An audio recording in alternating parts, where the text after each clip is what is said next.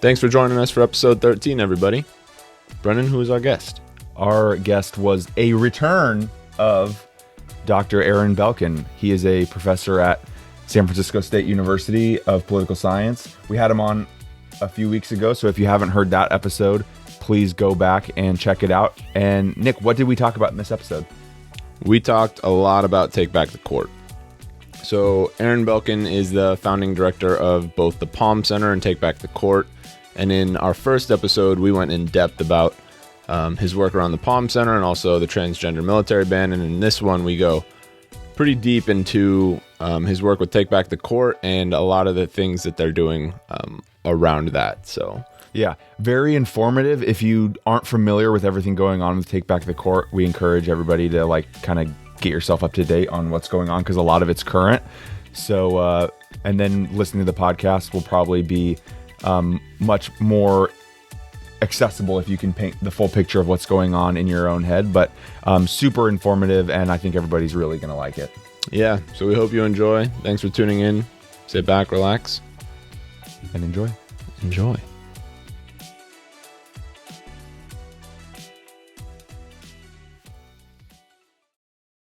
Cool. Well, Aaron, thanks again for joining us and jumping on again. I know we've got a lot to talk about. So I think where a lot of this conversation is going to be around this time is going to be the things you're doing with Take Back the Court. So if you could maybe start by giving everybody some perspective on what Take Back the Court is and some of the work and focus that you guys are doing. Yeah. Take Back the Court is, you can think of it as a project or a campaign or an institute. And its mission is to underscore the urgency of Supreme Court expansion as a necessary step for restoring democracy. Cool. So could you maybe give us some context? I know Nick and I have a few notes here because there's a lot of details to keep track of. I mean, especially for us, we're not nearly as immersed in this as you are, but some of the key points and the priorities that make Take Back the Court and like you said, restoring democracy, where's the focus being put as far as making that a reality? I don't understand where's the focus being put to make that a reality. In other words, what are the strategies or what's the rationale or which part are you asking about? Actually, why don't we do both? What's the rationale and then what strategies are you employing? Yeah. Yeah. So the rationale is that three things have come together for the first time in American history. And we've had elements of all three of these things in the past, but this is the first time when they all have converged at a point in time. And the first is that arguably the Supreme Court was stolen in 2016 when a vacancy opened after the late Justice Scalia died, and Mitch McConnell would not allow President Obama to fill that vacancy, which is the first time that's happened in modern American history. The court had already it had delivered a few progressive rulings, especially in gay rights, but the data show that the court was already an extremely conservative court for the past generation. And so that vacancy would have flipped the court from an arch conservative court to a more progressive court. But not only did Mitch McConnell steal the seat, but even ostensibly moderate Republican leaders like the late John McCain said that if Hillary Clinton were to win the 2016 election, but the Republicans held the Senate, they would simply freeze the size of the court at 8 until a Republican won the White House again. So in other words, they weren't going to give up that seat no matter what. So the first issue is that the court was arguably stolen, although, some people don't like that word stolen, but it's pretty much what happened. And the reason it was stolen is because the court is part of Mitch McConnell's formula for winning elections, which gets us to the second problem and the second rationale for Take Back the Court, which is the court has implicated itself in the sabotaging of democracy on behalf of the GOP. And so the court shattered the Voting Rights Act, has been shattering campaign finance limitations, not just in Citizens United, but going back a generation. The court later would bless hyperpartisan gerrymandering, and all of these moves are made for a reason, which is that they enable Republicans to win elections in a country in which Republican ideas are becoming less and less popular, and so they rely on. I mean, I'll use the word cheating, which is what I think voter suppression is, but more polite people say constitutional hardball. But the Republicans have to cheat in order to win, and the court enables that. So that's the second thing. And the third thing that came together is that the court, at least when I started Take Back the Court 2.5 years ago, seemed very unlikely to allow future administrations to address the crises we face as a nation. So not just democracy crises like voter suppression, which are in that kind of second pillar of the rationale, but here I have in mind more kind of policy crises like climate change and gun violence. And like, how could I be so sure about that? Well, when you look at the data, Senator Sheldon Whitehouse from Rhode Island did a study of every single split decision civil case under Justice Roberts, in which Republican donors had a clear and major interest. So what's a split decision civil case? It's a civil case, non-criminal case, and a split decision case is a 5-4 or a 5-3 decision. That when the court splits 5-4 or 5-3, that means it's almost certainly a pretty high stakes and or ideologically charged case. And so at the time he did his study a couple of years ago, there had been 73 split decision civil cases under Justice Roberts going back to 2005. The court had voted in the direction favored by Republican donors 73 times. So 73 out of 73. So 100% of the time. And these were cases that involved, climate, corporations, racial justice, women's rights, and just all kinds of stuff. The range of things the court decides.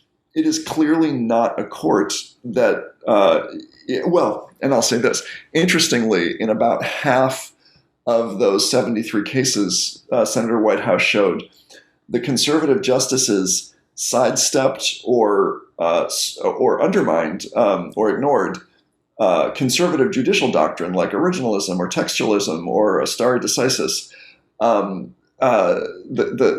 kind of substance of those doctrines don't matter, but what that pattern shows is the conservative justices are politicians in robes. I don't think they give a shit about law or fairness or conservative doctrine. They care about GOP partisan power, about corporate power, about white supremacy. And that's it. And that's what their voting record shows. Evidence be damned, or law be damned, or even their own doctrine be damned.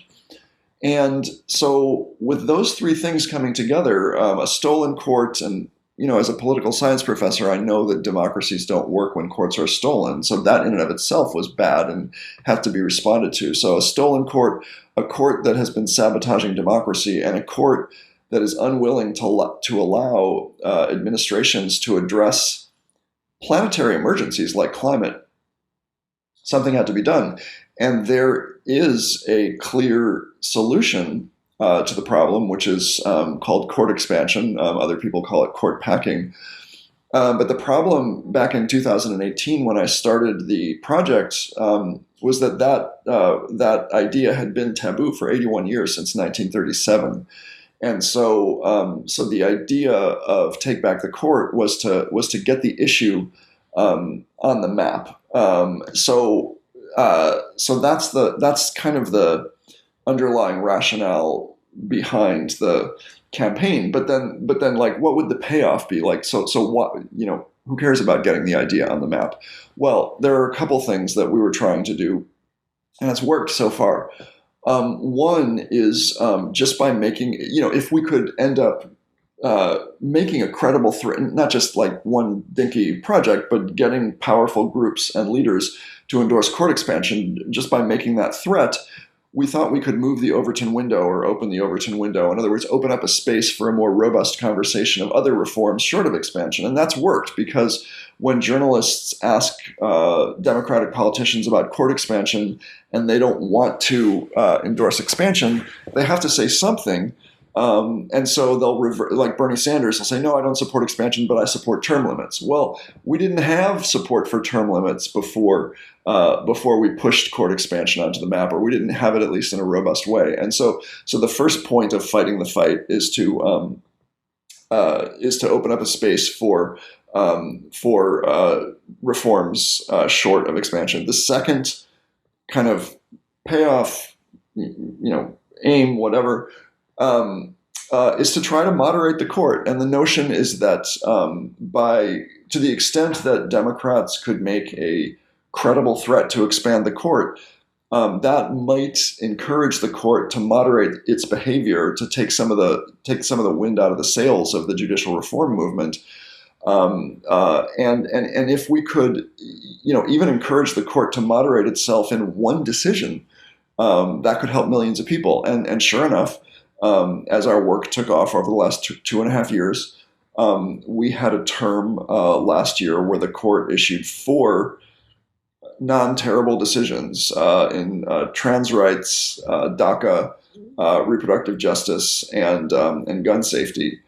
Some of the decisions, they weren't great. They were, at best provisional wins, but they at least were not terrible losses. And even conservative court experts speculated that a big part of the reason why the court appeared to moderate itself on those decisions was the robustness of the court expansion threat that we engineered. So that's a very, very important thing. I mean, just on reproductive justice, for example, Roberts at his 2005 confirmation hearings, I'll use the word lied, and said that he thought that Roe v. Wade was settled law.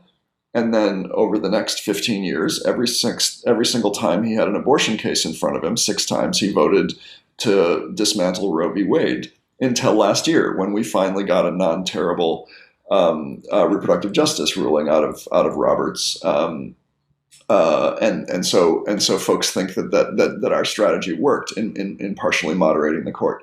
And then the third idea is that by pushing, if we could push really hard and get a little luck, we actually might end up getting a court expansion bill. And sure enough, I believe there will be movement in Congress soon. It doesn't mean a court expansion bill will pass tomorrow, but if you don't have the conversation first, you're never going to get the bill. Now that we're having the conversation, there's at least a chance that the reform could take place, and that would mean everything for the Biden White House. So that's the rationale. Mm-hmm. Yeah, and so with the court expansion, like ideally, what would that look like in this process? Like, how many court justices do you think are necessary to be added, and what would that just kind of look like in general? Well, I mean, you have to have at least 4 justices to get a more progressive court. I think it makes sense to advocate for 6 justices, because the last thing we want is to, again, be one heartbeat away from having a conservative court for another generation. But it's just not politically viable to advocate for 6 justices. So the recommendation, I mean, we've actually bounced around a little bit and sometimes said 6, sometimes said 4, sometimes said enough to get the job done. But as a community, there's now, we helped put together a coalition of groups who support expansion. There were 0 organizations in favor of expansion when we started, and now there are more than 50, mostly Black and brown led. And so the coalition has agreed to advocate for 4. So, and then as far as the process goes, so I'm just thinking like, okay, so we've got the expansion, like in a hypothetical, but would the appointment process have to be altered in some way in order to achieve the spread, or could you expand on that maybe a little bit? Yeah. On why it wouldn't? No, so Congress would need, I mean, the size of the court has changed 6 times in American history, and the Constitution allows Congress to shape the contours of the court. So it's totally consistent with the history of American politics and practice to change the size of the court. There's also a workflow argument to be made, by the way, because the court has been issuing fewer and fewer rulings, and it just is not able to decide the vast majority of cases it hears. Anyways, that litigators ask them to consider and rule on. But no. So you'd pass a law. You'd have to kill the filibuster or do it on budget reconciliation because you're not going to get 60 votes in the Senate. And then our recommendation would be to have the 4 appointees teed up for Senate confirmation that day so as to not give the Supreme Court a chance to subject the court expansion bill to judicial review. But that, I'm not sure if that could happen. But the nominations would be the same as nominations today, which is the president would nominate, the Senate would confirm. Got it. Yeah, and so you said filibuster. I think this is something that didn't really come up for me in my vocabulary or knowledge until over the past 5 years or so. Can you just explain what it is and why it's important that we do dismantle the filibuster and get rid of it? Well, that's a whole separate but a related conversation. So the filibuster is a supermajority rule in the Senate that means effectively that, with very few exceptions, bills cannot be enacted into laws without 60 votes in the Senate. So it's a supermajority requirement as opposed to a majority requirement, which would just be 51 senators would be required under a majority requirement. The problem, well, there are many problems. Just broadly speaking, it's way too hard to pass a law in American society. We have 4 veto points already, which is the bill has to become law, has to pass through the House, the Senate, the president, and survive judicial review. That's 4 veto points.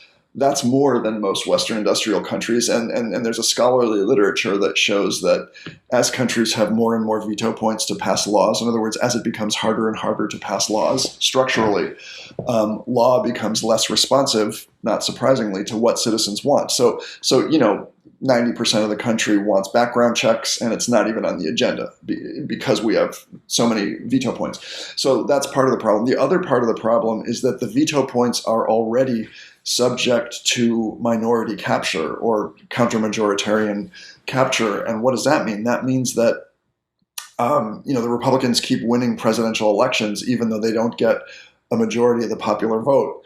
Most of the conservative justices now were appointed by presidents who lost the popular vote. In the House, the Republicans don't need to win 50% of the popular vote to control the House. The Democrats need to beat the Republicans by 5 or 6 or 7%, which is a huge amount, in order to control the House, and even more so in the Senate. So in the Senate, Democratic senators represent 41 million more voters than Republican senators. So the Republicans can control each body, even though it doesn't mean they always control. The Democrats just barely swept to power, but it means it's much easier for the Republicans to capture control over the levers of power, even though they don't represent a majority of the public. And so what that means is that a tiny number of senators representing a tiny sliver of the public can block desperately needed laws. Barack Obama came in with 59 and then 60 senators and a national mandate for health care, and he almost didn't get health care. Not a single Republican would help him out. So it's already too hard to pass laws. Then you add on top, so because of the number of veto points and the vulnerability of each veto point to a counter-majoritarian or minority capture.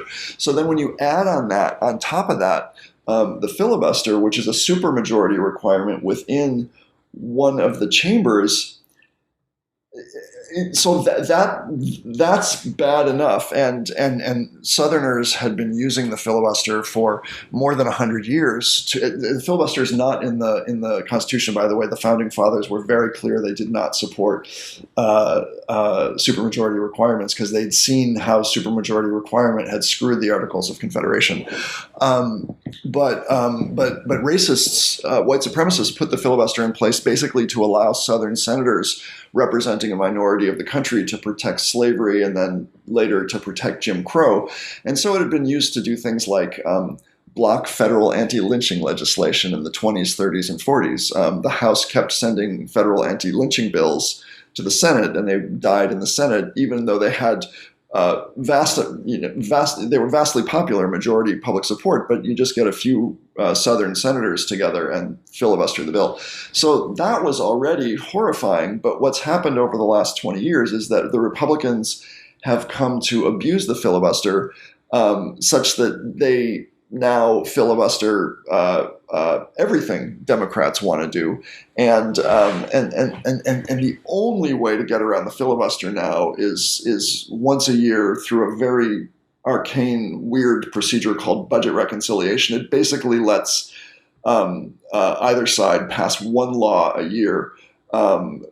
The law that meets very narrow criteria with 51 votes instead of 60 votes, but it can only be used once a year. Now, that's what the filibuster does. So in other words, now the Democrats want to pass HR1. It has the support of all Democratic members of the House and Senate, but they can't get 60 votes for it. So we've got millions of black and brown voters who are blocked from the polls. We've got dark money coming in from untraceable dark money from corporations and even foreign governments. Nothing can be done about that. We've got hyperpartisan gerrymandering wasting millions of votes. HR1 would fix a lot of that. And the Republicans are just saying, nope, forget it. So the filibuster is going to make it impossible to restore democracy. And the filibuster, of course, would be invoked to block a court expansion bill, even if every Democratic senator favored it. Now, I'll say one more thing about the filibuster, which is, and people don't understand this, but the filibuster, it's scary to think about a world without the filibuster, because when Republicans return to unilateral control, they will try to do, and they will do super scary shit. They'll want to privatize Social Security. They want to get rid of Obamacare. So the opposition to the filibuster for many people has been about protecting progressive laws from Republican dismantlement. What folks don't always see, however, is that it's not the filibuster that protects programs that Democrats have established. It's the popularity of those programs. And there's been a contradiction that was identified in American public opinion about 60 years ago, that the public doesn't like to set up new programs, but once the programs are set up, the public likes those programs. And so the Republicans, for example, tried to dismantle the Affordable Care Act under budget reconciliation. So they only needed 51 votes. They couldn't get the 51st vote. So it wasn't the filibuster that saved the ACA. It was the popularity of the program. And I would say the same thing about Social Security, privatizing Social Security. But the Republicans are able. So the filibuster prevents Democrats, for the most part, from building new programs, with a few exceptions here and there.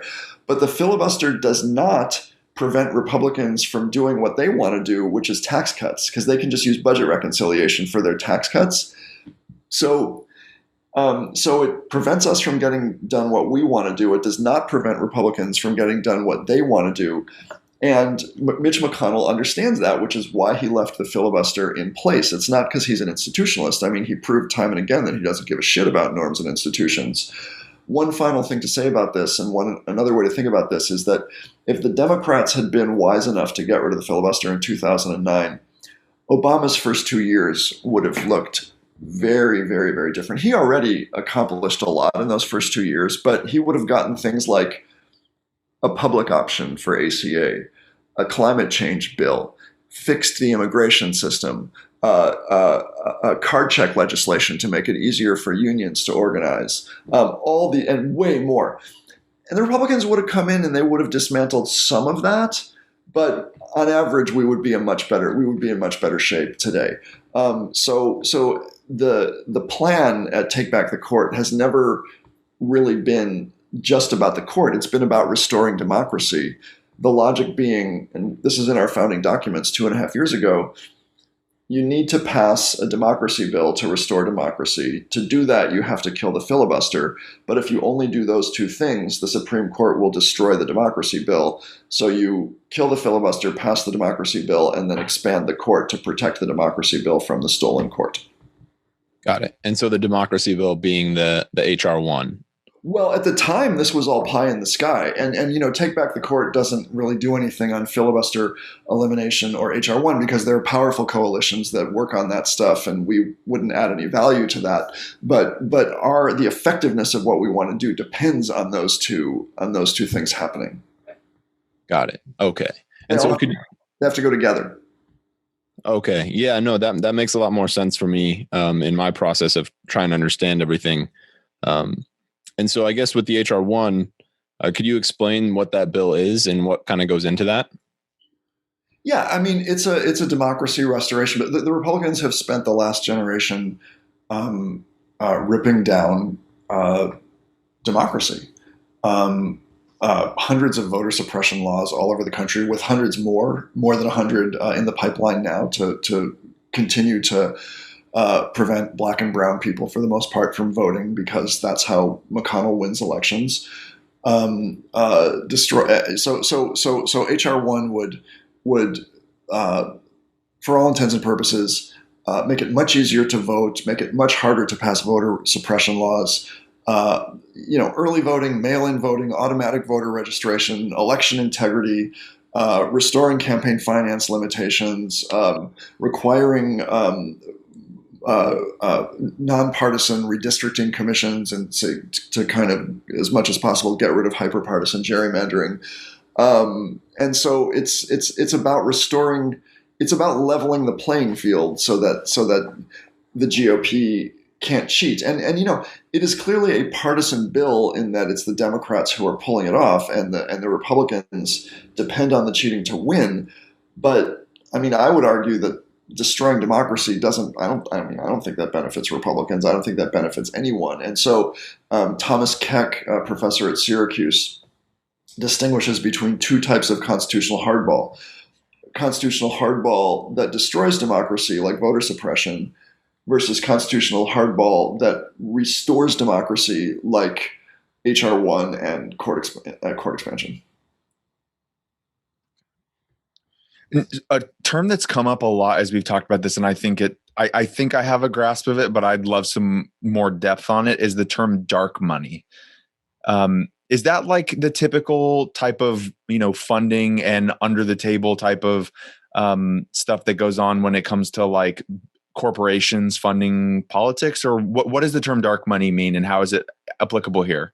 Yeah, I mean, so the basic idea is that you don't want wealthy people or corporations to be able to purchase policy.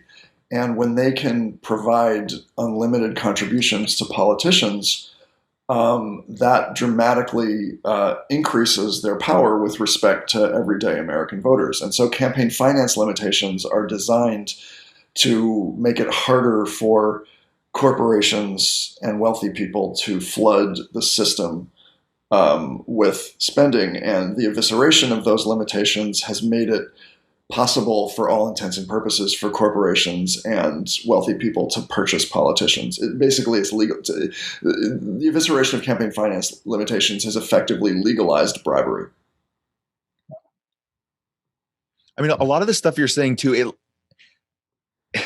it's almost like hard to believe that like we continue to call like the world, like, when we talk about the democracy and all of that stuff, like when we're educated on it in like, middle school or high school or whatever, we talk about the processes and procedures that are in place and how everybody gets a vote and all this other stuff.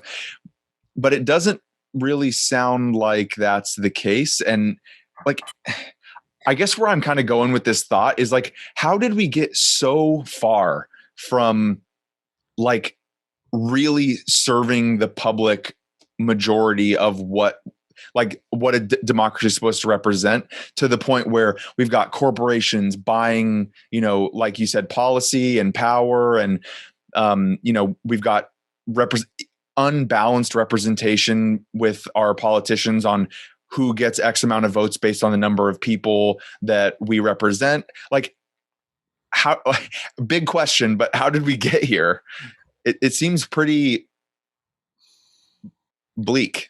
Yeah, I mean, I think scholars, of course, disagree, and I'm not a historian of American democracy, but For what it's worth, my perspective is that capital is powerful, and capital has been brilliantly playing a divide and conquer strategy for 400 years to get white workers upset at black people, and to get white workers to, most of the time, align their interests with capitalists, with white capitalists, because of their racial resentments, effectively undermining their own class interests. And so, what that means is that capital, in the form of wealthy people and corporations, especially over the last 50 years, has successfully convinced white people to vote for capitalists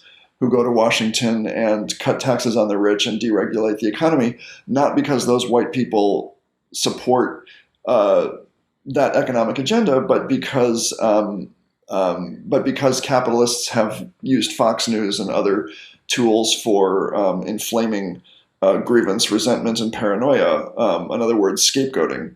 And that strategy has worked. And one of the things those politicians do when they get to Washington or to the State House, in addition to cutting taxes on the rich and deregulating the economy, is, especially as the country has grown more diverse and the percentage of white people in the country shrinks, is that coalition has chipped away at the rules and norms of democracy to make it easier for them to win. I mean, which I refer to as cheating. I think voter suppression is cheating. I think destroying campaign finance limitations and hyperpartisan gerrymandering is cheating. And yeah, to me, it's largely a story about the fusion of capital and scapegoating. And the scapegoating is interesting, and we can talk about the scapegoating, because the scapegoating is not just about race. In fact, the scapegoating is fascinating, and there are a lot of questions to ask about it and things to say about it. But I think that's the short version of the story that I would tell. Yeah, it's just because in all the conversations we've had about on this topic, it just is this corporate politics marriage that has occurred is, really concerning. And I don't know that there's any person, I mean, obviously there are people, but it's a pretty widely disgusting thing that goes on. I think a lot of people really just resent the fact that a company can just come in and basically buy the things, the policy that they need to get stuff done. And I mean, maybe you have a different perspective on the pulse. No, but I mean, I think it's far more dangerous than that. And there's a lot more. Timothy Snyder, a historian at Yale, says that when a party is committed to lying, everything's on the table. And, things January 6th could be just the tip of an iceberg. And I would argue that Republicans have been structurally committed to lying for more than a generation, and it's because neither part of their coalition can tell the truth about what they stand for. So the capitalists really can't say that all they care about is tax cuts for the rich and deregulation, because that's not popular. So they have to lie, and they lie about, so they have to lie about what they stand for, and then the resentment, and then they use Fox News and Breitbart and other tools to whip up the paranoia and resentment and grievances of their voters to get them elected. And I would argue, for the most part, the grievance voters can't really tell the truth about what they think. And so neither side of the coalition is able to tell the truth. And out of that, you get a party that, has insisted for 25 years that climate change is a hoax, or that it's not, a reflection of human activity, that tax cuts that are clearly designed for the rich are, for the poor and middle class, and on, that gun safety doesn't work, that gays undermine the military, that transgender people go rape folks in the bathroom. So and you could see, so at every level, they're committed to lying. And the reason that the capitalists need the grievance voters to focus on phony threats is because the capitalists don't want the voters focusing on real threats, which would be expensive for the capitalists to address. The capitalists, don't want to pay to address climate change, or and the gun manufacturers don't want to sacrifice the revenues that would be sacrificed if we had real gun safety.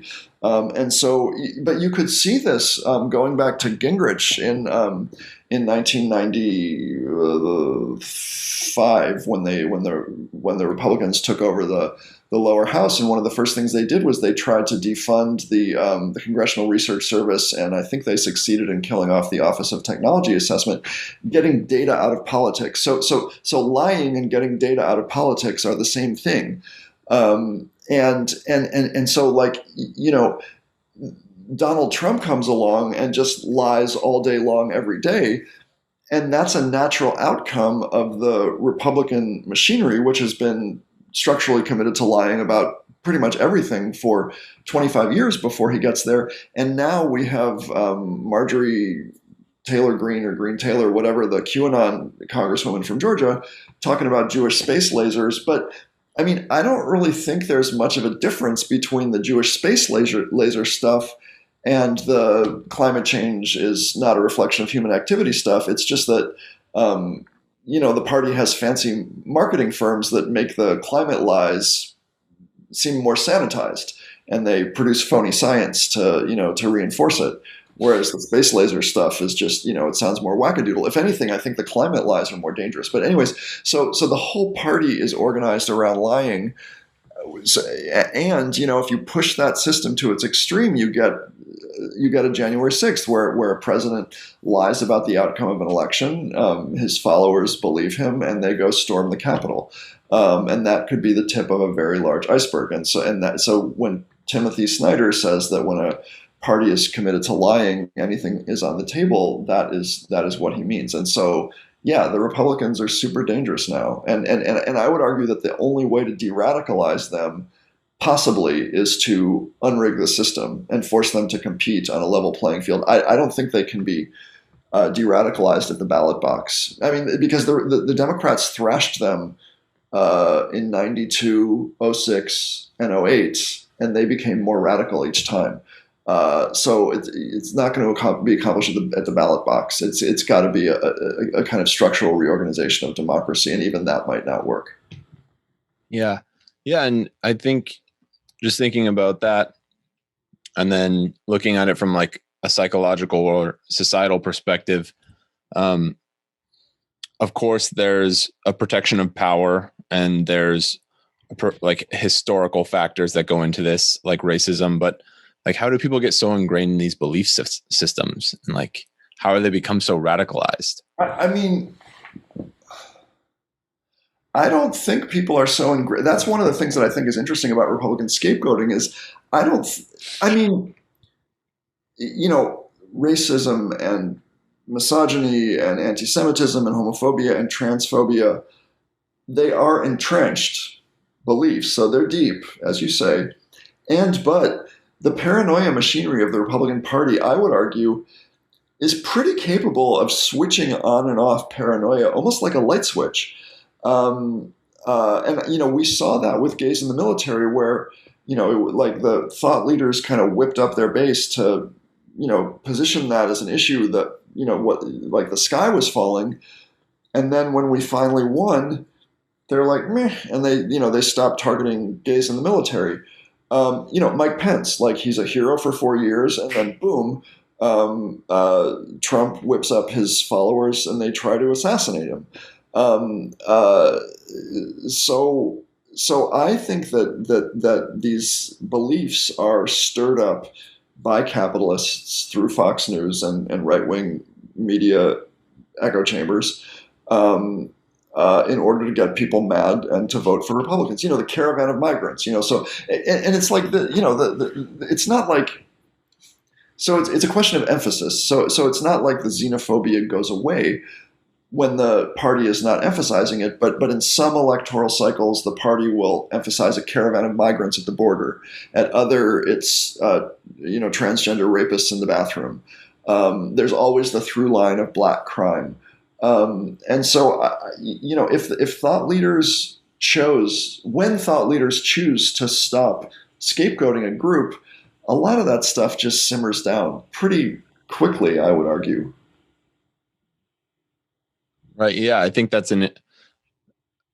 I agree like with that perspective. And it's super interesting to think about those things in context of, yeah, like super passionate about this, gets taken down. Now it's like, whatever.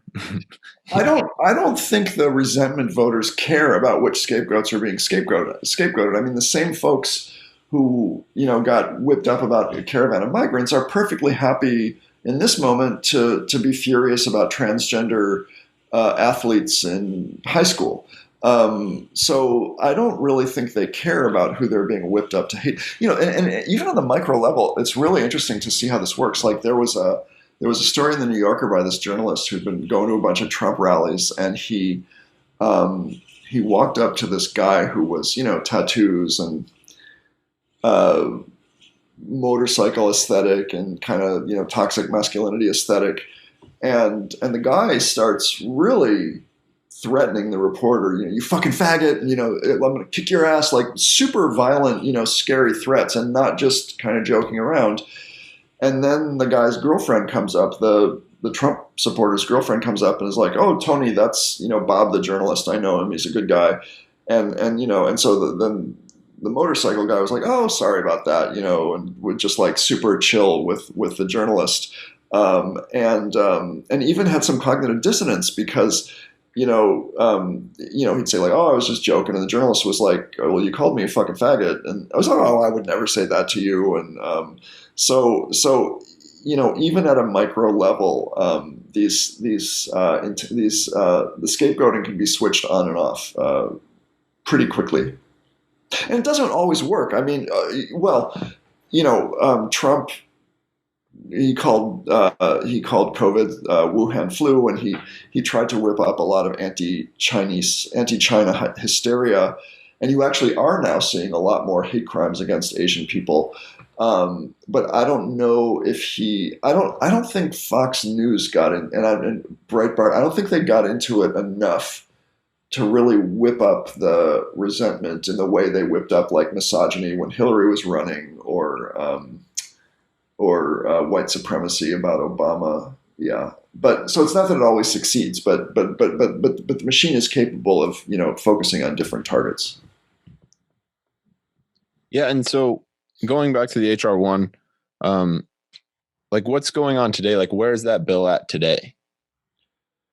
Well, the House passed it, and the Senate, it's going to face the filibuster in the Senate. So Democratic leadership basically has to negotiate with Joe Manchin and see if he will agree to, not subject HR1 to the filibuster, which is an option, or to change the nature of the filibuster for HR1, like make it into a talking filibuster where the Republicans, instead of just saying filibuster, would actually have to go hold the podium 24/7 in order to maintain the filibuster. So we'll just see. Mm. Yeah. How are you feeling about it all? I think it'll pass. Who knows? I mean, that prediction is worthless because who knows? But there's a lot of energy in the party behind HR1, and Joe Manchin is not susceptible to a lot of energy in the party because he's probably not running again. And if he were running again, it would be, he'd be running in a state that is just as ruby red as you can get. But I think Joe Manchin knows that voter suppression is not good. So we'll see. Yeah.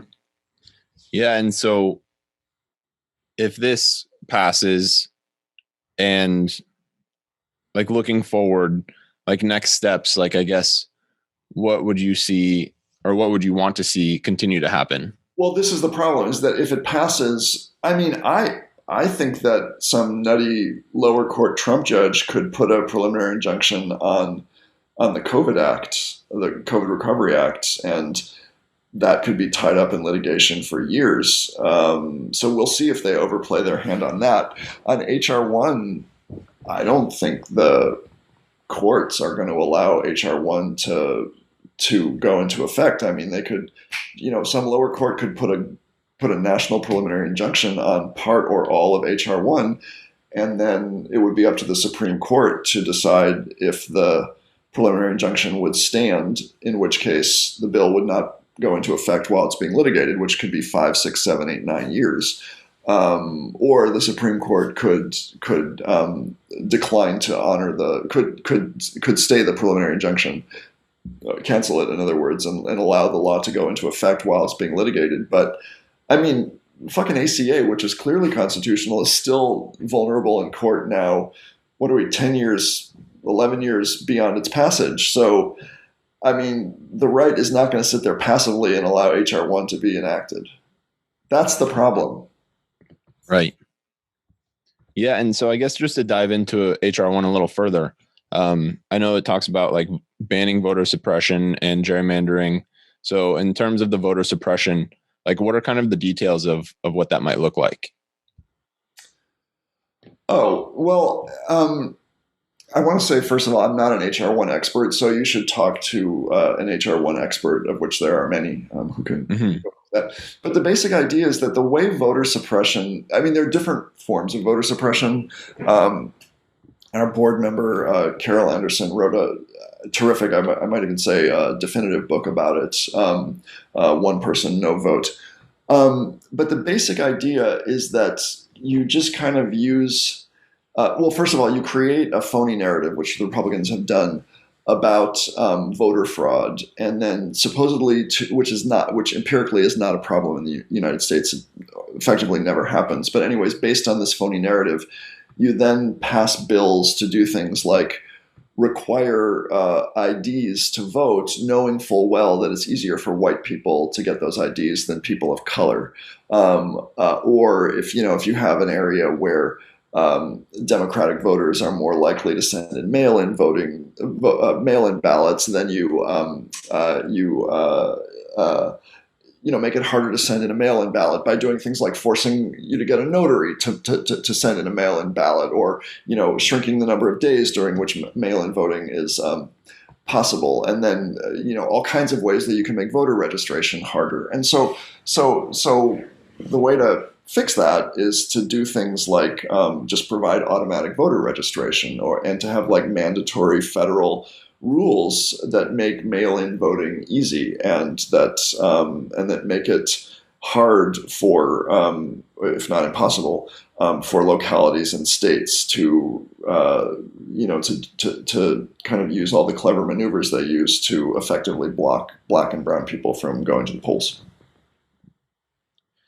And I also was curious too, because earlier you mentioned the idea that there was progress being made, even if it wasn't made in the intended way. But you gave the example of Bernie Sanders being more open about his, term length for the Supreme Court spots. So in terms of that, like, what's the I guess maybe the pros and cons to shortening the term length of those seats? And then there is no term length. Those are lifetime appointments. Right. So if we did implement a term length, what would be the benefit of doing that in terms of, getting to that end goal of like this restoration of democracy that we are kind of like working towards? And then are there any other things that are being done in the interim, or other efforts that are kind of spiraling out of this main initiative to get further progress made towards this restoration of democracy? Well, just on term limits, there are several arguments for term limits, but it's hard to imagine that the founders understood that people would be living to 85, 90 years old. There's also kind of a capriciousness that goes along with having a lifetime tenure for justice who can, if Ruth Bader Ginsburg had lived a few more months, then that seat would be, occupied by a progressive justice as opposed to an arch conservative justice. So the idea of kind of regularizing the appointment process, and for example, having 18-year terms where each president gets two nominees per term, it would be about kind of standardizing the appointment process, instilling some predictability, getting capriciousness out of the system, not having, octogenarians who might be slipping a little. I'm not saying any one justice in particular is slipping, but they can stay on the court now, even if they're slipping. So term limits handles all that. One of the problems with term limits is that and I think term limits are a good idea just for those reasons. But also they're a good idea because any reform to the court, it's kind of like cracking Humpty Dumpty. You got to get the first crack in there, and it's a very, very strong signal to Roberts and Kavanaugh and the other four of them that they better be careful because Congress will take action if they continue to rule in hyperpartisan, frankly crazy ways. The problem, or one of the problems, is that term limit bill would not moderate the courts, would not necessarily moderate the court anytime soon. And our argument is that this 2-year window now, and we might not even have control for 2 years if a Democratic senator dies, if Joe Manchin switches parties. But so this narrow window now may be the last time that Democrats have power for a very, very, very long time, because it's going to become it is already all but impossible for Democrats to win the Senate. And it's just going to become harder and harder and harder for Democrats to win the Senate because of demographic shifts in the country. And so, if a term limit bill is not going to have a moderating impact on the court for quite a while, but this is the moment when you need the court to do things like uphold HR1, uphold a climate bill, uphold expanded healthcare access, uphold, a law to address systemic racism, then term limits don't deliver a court that will do all that. And also term limits don't rebalance the court after its theft. So there's no political penalty for the norm breaking that Mitch McConnell engaged in to steal the court. Got it. And then is there anything else that kind of, obviously I guess really what is being looked at is we need solutions in this 2-year window, like you're saying, that can help address some of these issues when they may be, most opportune. I think so. I mean, there's really no time left on the climate clock. Yeah. So I'm not sure that waiting is a great idea. Yeah. Is there anything else out there that, like initiatives that are being, pushed that would help get to the same, the restoration of democracy might be like a too broad of a term, but, I don't know, obviously there's, other than the work that you're doing, there may not be any other real legal mechanisms to get into to rebalance it. Yeah, I mean, there are a range of judicial reform alternatives, and in fact, just this past week we had a conference at Yale Law School about different options for reforming the Supreme Court, and a video of those deliberations will be posted soon in the next week or two. But one idea that is popular among some scholars is called jurisdiction stripping, where Congress could pass a democracy bill, and in the bill would say that the Supreme Court does not have the right to subject this bill to judicial review, or say something like, the court can only strike down this bill on a 7-2, supermajority vote, or something like that. There are pros and cons for jurisdiction stripping. We at Take Back the Court think that court expansion is the only solution that's consistent with American politics and practices, because the court's size has changed 6 times in American history, that would rebalance the court right away, and that would deliver a court that would allow the administration and Congress to restore democracy and address the crises we face now. Yeah. Yeah. It seems like a lot of those, things that are being talked about, like the one you just mentioned, would be real just Band-Aids to what is, a much deeper cut than. I mean, you could imagine, jurisdiction stripping doesn't have to be from one law to the next. Like, you could pass a law stripping the court of its right to have jurisdiction over a whole category of laws. So you could have jurisdiction stripping can be structural and patterned and not just ad hoc. But to Take Back the Court, we think that it's not a great idea, because it also, one thing that jurisdiction stripping could do is it could allow like devolve authority down to the appellate courts, which have also been stolen by the Republicans because they didn't allow Obama to nominate and fill any appellate seats, maybe one or two, effectively no appellate judges in the last 2 years of his presidency. And then Trump rushed to fill all those openings. And so, someone has to decide these issues. And if you strip the jurisdiction from the Supreme Court, it's not necessarily the case that the issue will be, decided in a fairer court. So with expanding the court, what are the arguments against? Is it like protection of power, or what else goes into that?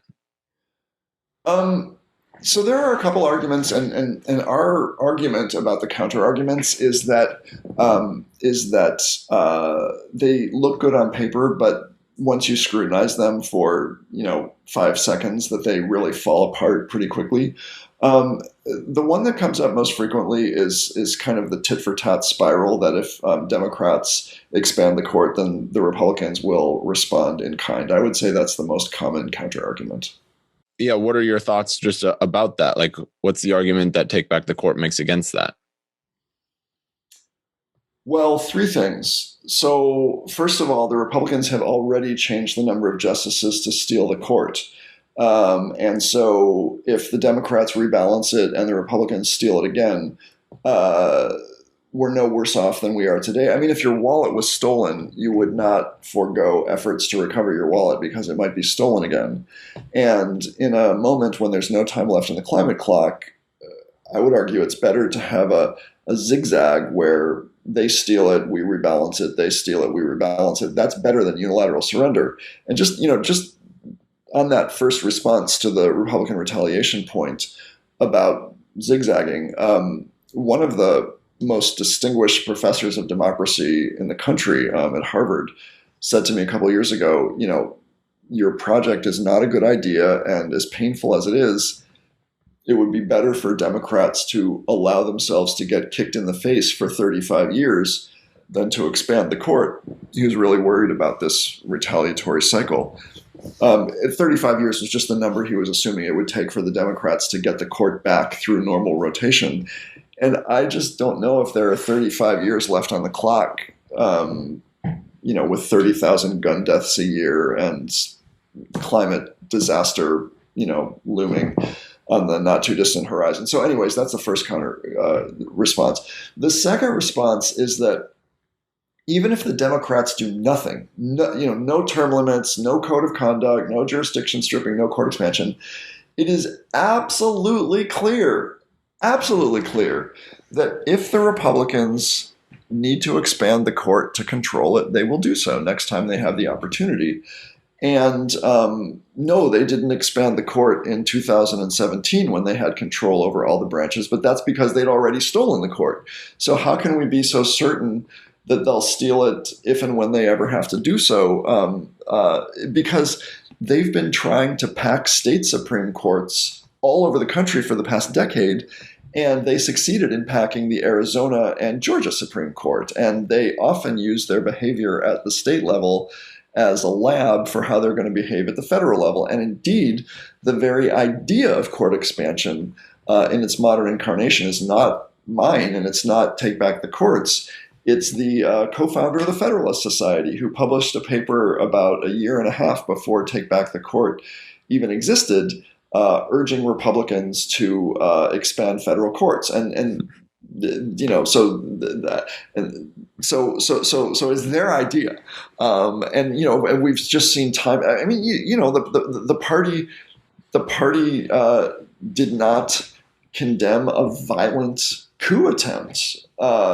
So there is no norm that this party respects when its power is at stake, and it is not going to tolerate the Democrats appointing a majority of justices ever. So, when only one side is respecting a norm, it's not a norm anymore, and that turns you into a sucker. So that's the second counterargument.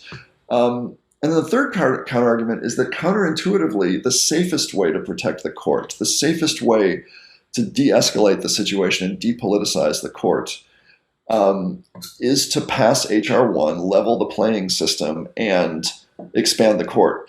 Because, as I mentioned before, the idea of court expansion is not about the courts, it's about saving democracy.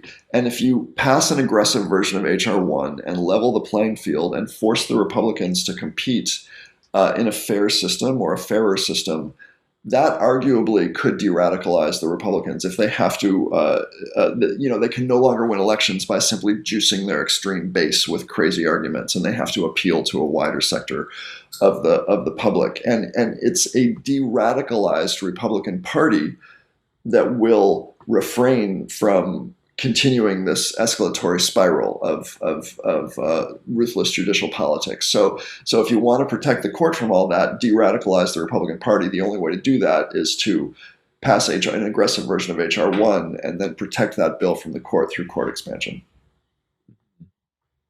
Yeah, and so I'm curious about, like, on a more personal level, just like what this process has been like for you over the past couple of years. Pain in the ass. I really don't like the work.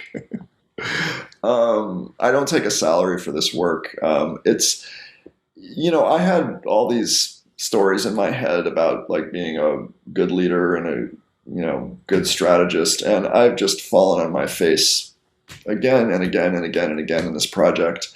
And I mean, there are reasons for that, and it's not just me. Like, we're in startup mode, and it's hard to be a startup, and it's hard to be a startup in an area where there is an 81-year-old consensus that what you stand for is weird and bad.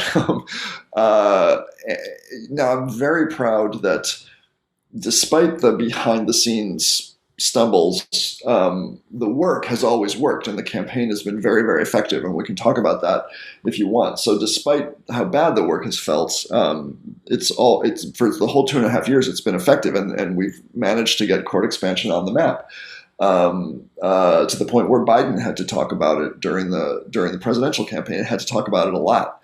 So that's what we were trying to do.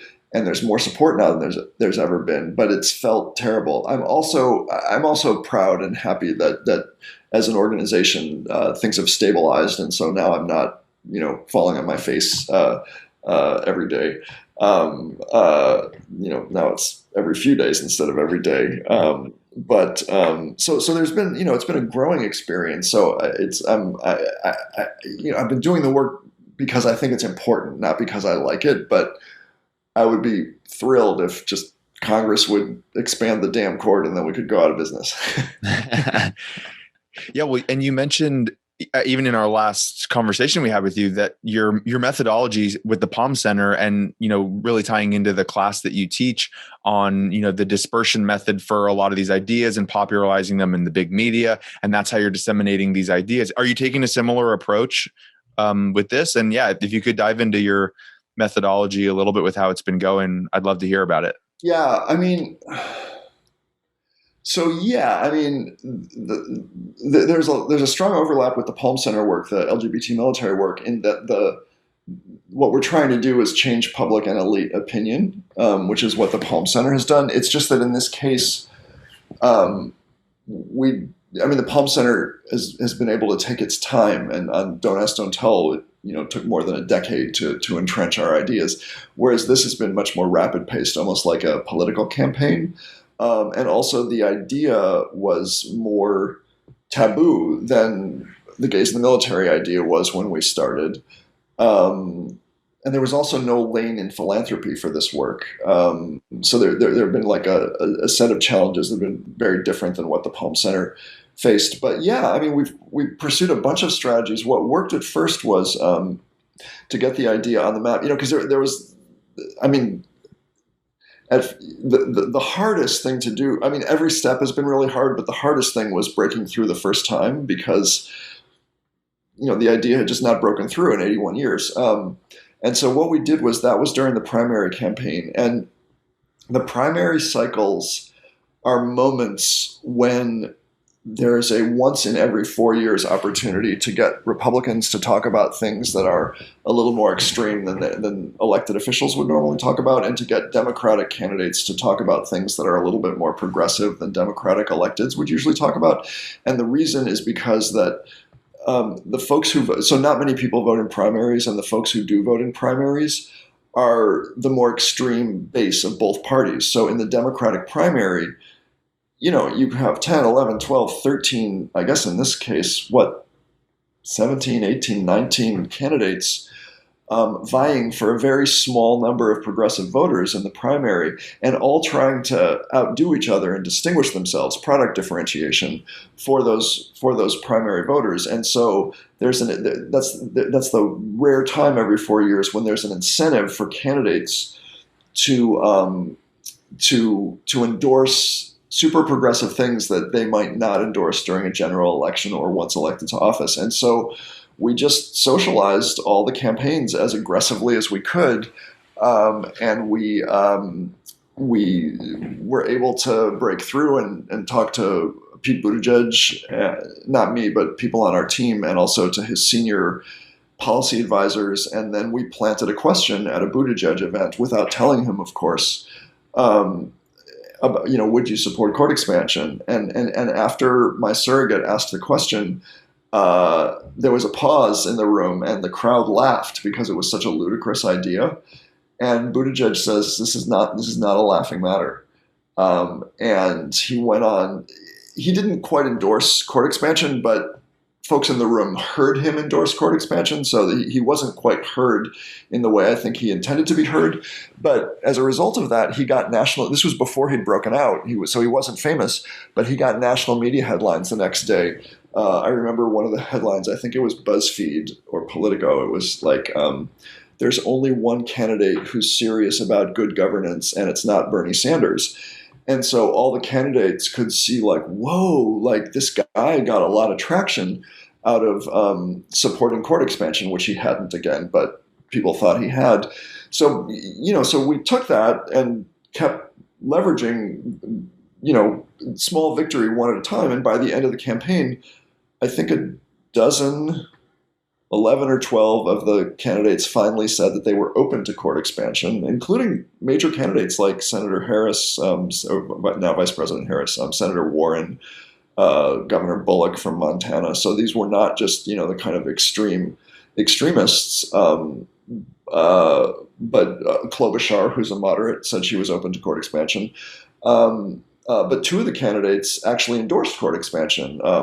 The lesser candidates, Steyer and Wang, Yang. I'm sorry. So that was the first. That was the kind of hatching of the idea, was to leverage the primary process. Oh, nice. That's interesting. It's interesting how that one mark in like everybody's political calendar kind of spurs this moment that you guys can really leverage to like push a message that typically you wouldn't be able to get endorsement on. Does that pose a challenge moving forward now as you are looking for new opportunities to continue to popularize the idea, or where have you found other avenues? Yeah, I mean, and that was just one moment 2 years ago. So, and the primaries, of course, have long been over. They've been over for more than a year. Oh, I'm sorry. You know what? There was, I totally forgot. There was a very important preliminary step before the Buttigieg moment, which was we had to legitimate our project. Because to get the candidates to listen to us, you gotta, you can't just, they get pitched by crazy people all the time, and you gotta kind of show that you are representing a legitimate institution. And so the way you do that is you get a media article written about what you're doing. But to get a media article written about what you're doing, you have to have a board, and you have to have some money, and you have to have a campaign plan, and you have to have staff.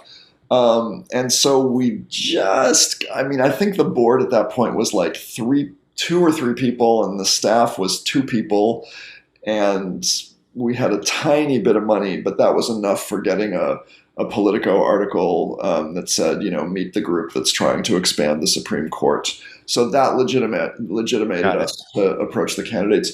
Yeah, I mean, we've had to do pursue a lot of different strategies. And we've been pursuing these from the beginning. It's just they've kind of worked and not worked at different times. So one is research and media coverage of research. So we did a study showing that the Supreme Court probably would strike down climate legislation, and then we got a Washington Post piece about that.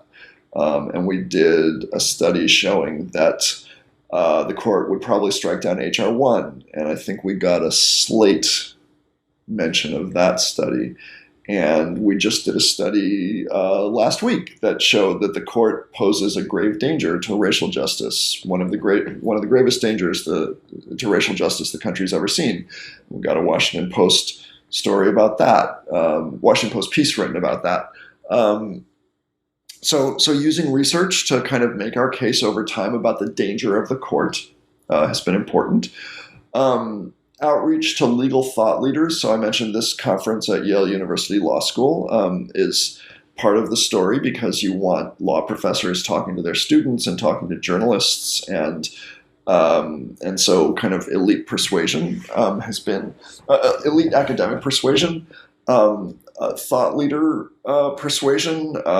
One of the biggest days we've had was when Eric Holder came out in favor of court expansion. We didn't do that, and we don't know how that happened. We're pretty sure he wouldn't have done that if we hadn't gotten the idea into the media first. So we take some credit for it. But I'm not sure who made that happen.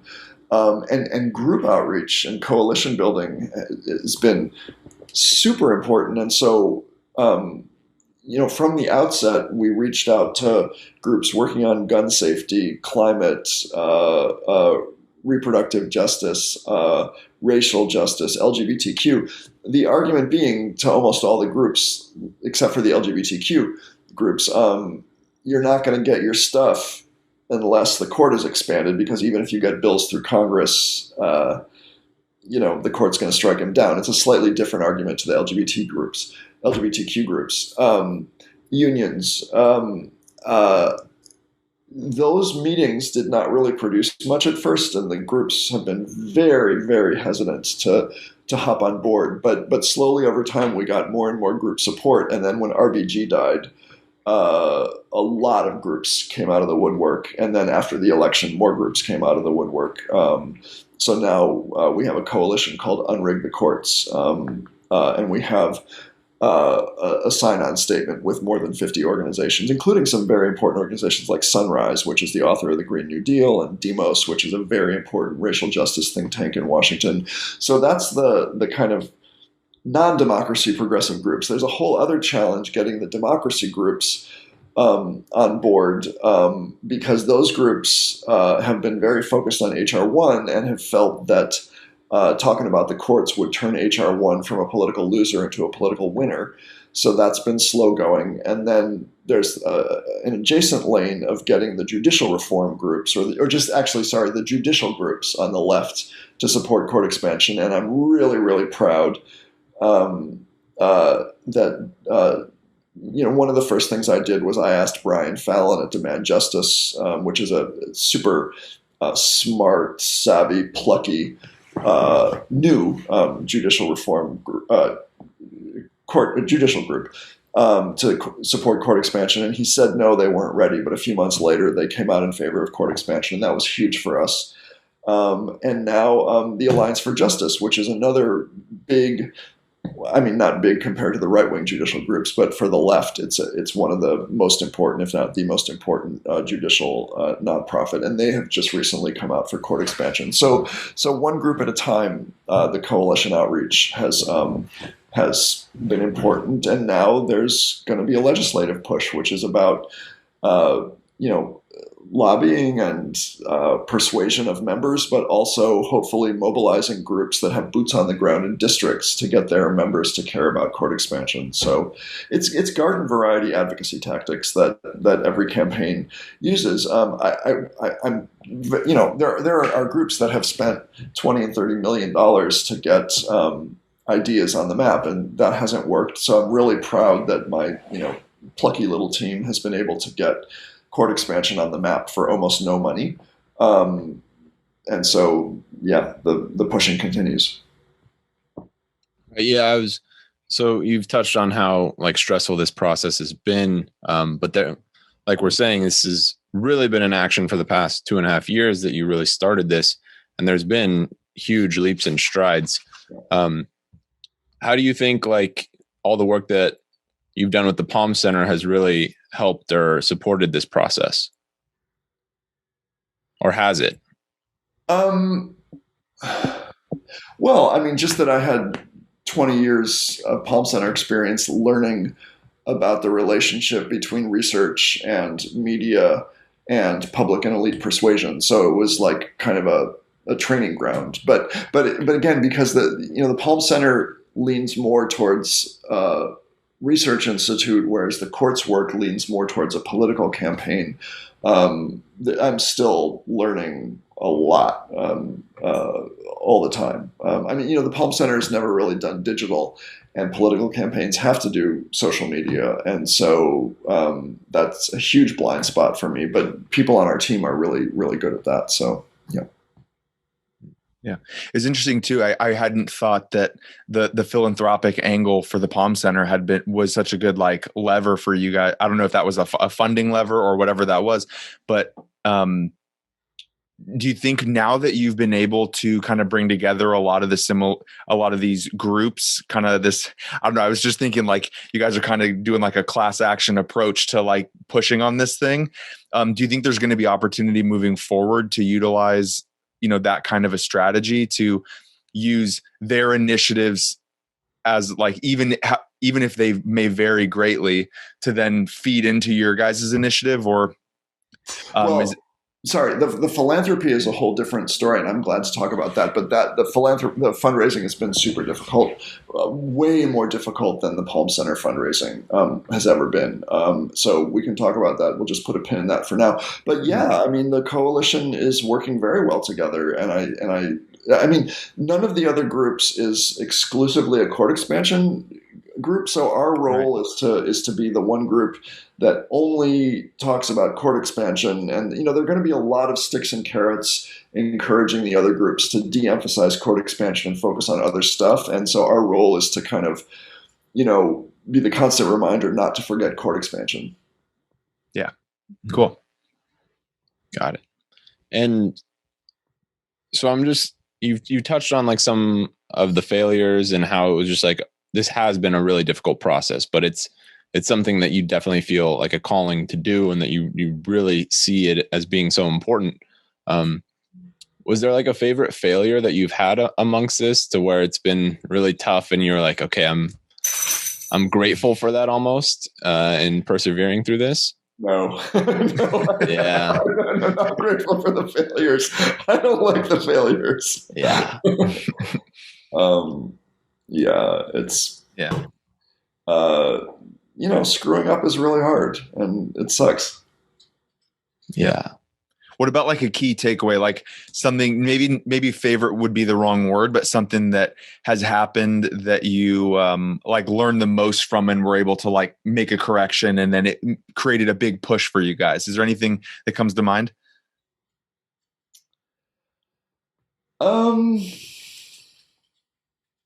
Or maybe even something that just was a good unlock that you just hadn't thought was going to be what it turned out to be.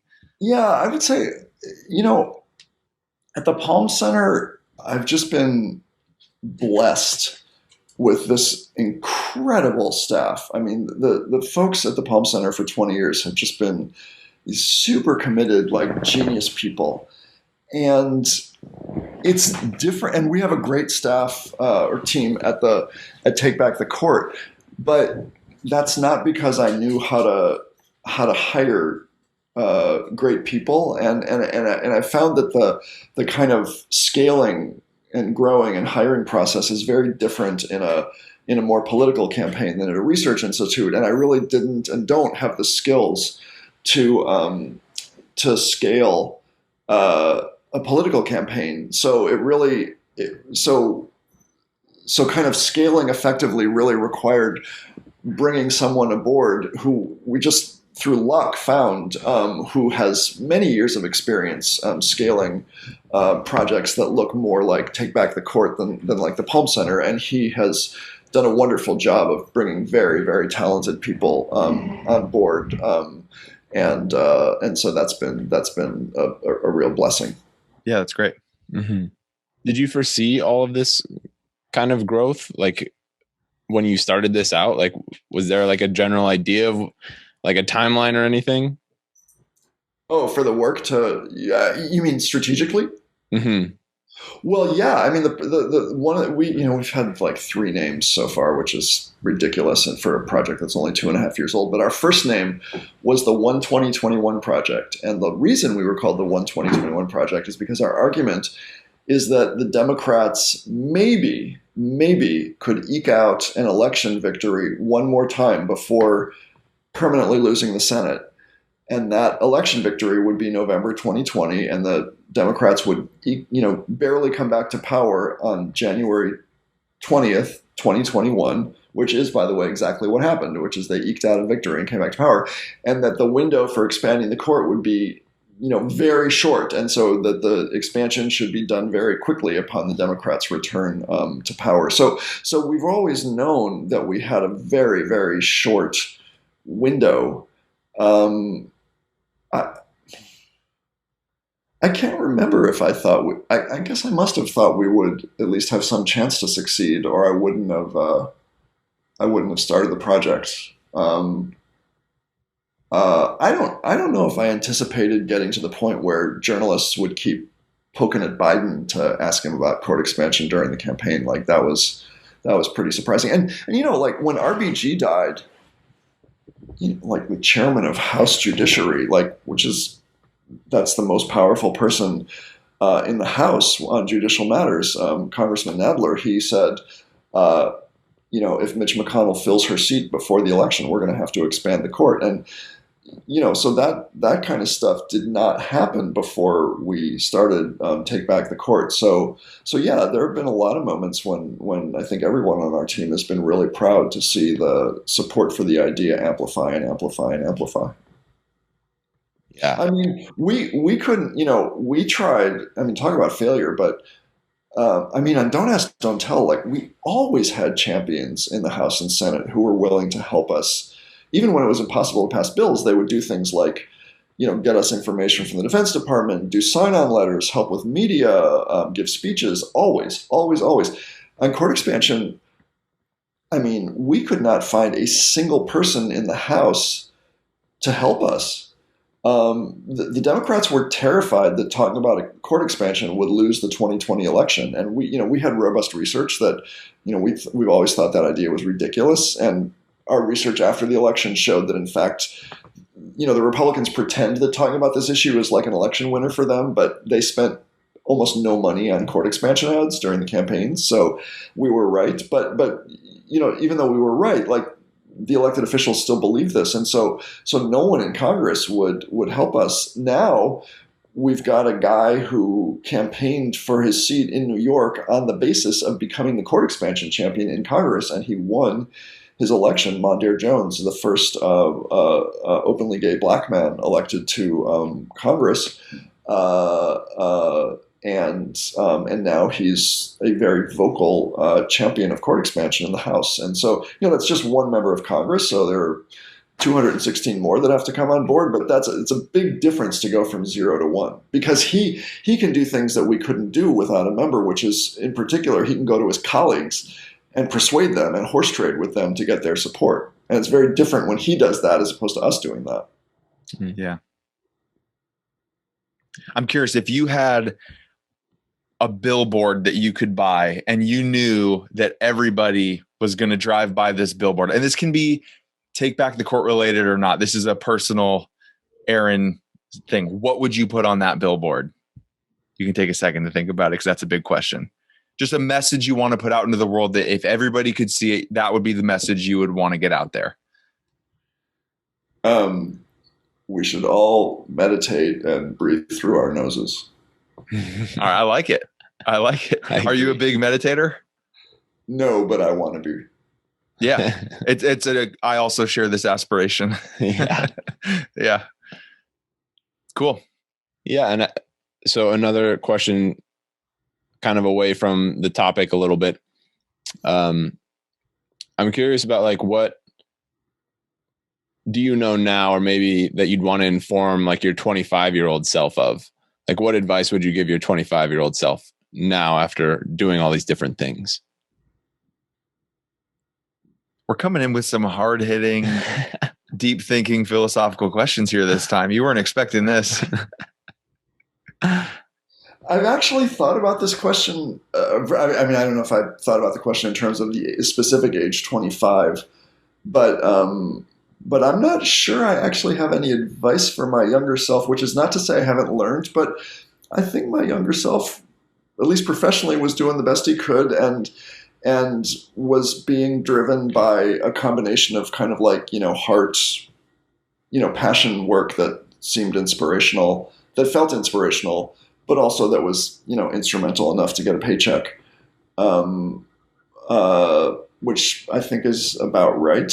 And yeah, I mean, I've felt very lucky throughout my career because I've been able to carve out a space in academia that allowed me to do social justice work. And because I mean, not that there's anything wrong with, just being a professor and just publishing scholarly work for your peers, but that's not really what I wanted. And I wanted to do a little of that, but then also do the social justice stuff. And I've been fortunate enough to do that. And so, no, I feel more grateful than advicey. But I remember in our last conversation, you asked me to give advice to other people. So I guess I'm advice. Yeah, we did. People, but for myself, yeah.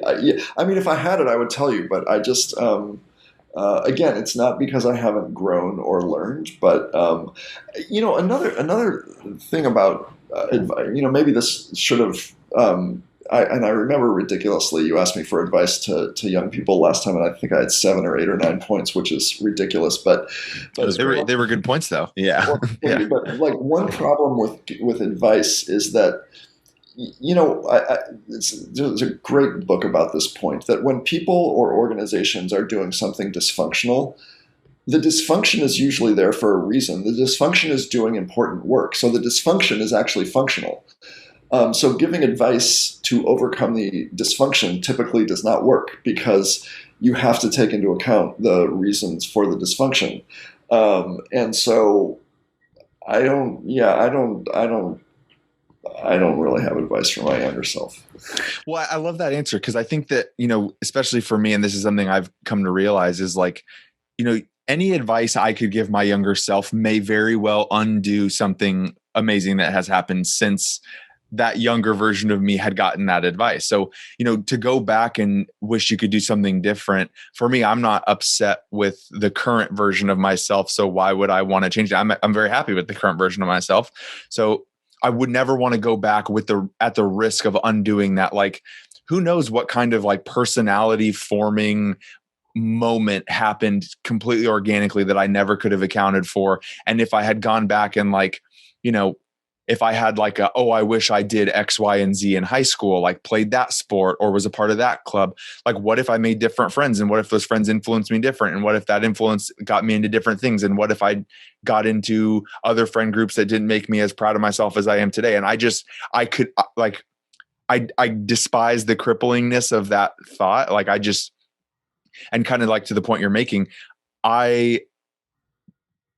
everything that I've continued to learn has been because I've been doing something wrong. And I've had to look at that and learn from that and be able to move forward. So I think in a way, you may not have answered our question directly, but you did in a way answer our question. And that is to not really, don't be too critical of your old self and just keep moving forward. I mean, I don't know if that's quite what I'm saying either. One piece of advice. I mean, I don't even know if the books were written, but Pema Chodron is a really wise